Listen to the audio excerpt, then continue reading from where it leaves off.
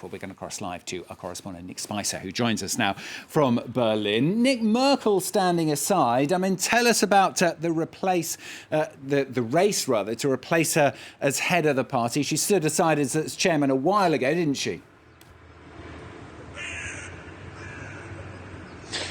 She did, and she had an heir apparent, Annegret Kramp-Karrenbauer, who unfortunately sort of self-destructed by not managing to control a regional party that was flirting with the extreme right. Anyway, they've been trying to have an election for a new leader of the Christian Democratic Union, which has been in power for the past 70 years.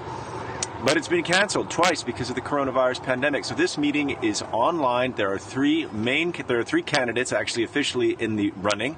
People say they're sort of interchangeable, but they are Friedrich Merz, who is a businessman, former member of parliament, former rival of Angela Merkel, one of her unhappy rivals who lost his fight with her.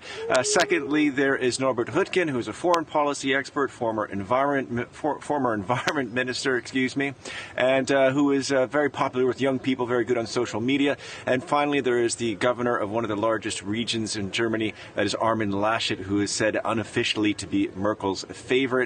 It's really unclear who will win this race because there's 1,001 delegates. This isn't a popular vote, and there's a lot of political machinations that go on. But all of the all three men are pro-European. They are pro-saving the environment. There's not really a lot that divides them. The person who might take things in a radical direction, semi-radical, would be Friedrich Merz, who says it's time for Germany to speak the language of power in Europe, but he's still very pro-European. What's even more confusing, though, Nick, is does it mean that they would automatically become the party's preferred choice for Chancellor? The aim, of course, that they would then replace Angela Merkel as Chancellor.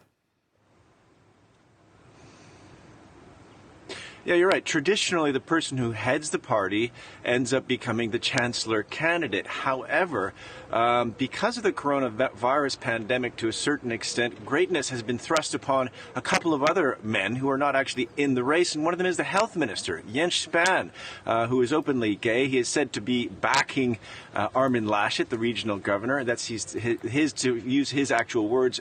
Up till today, I am backing Laschet. Many people think he's actually jockeying for position himself.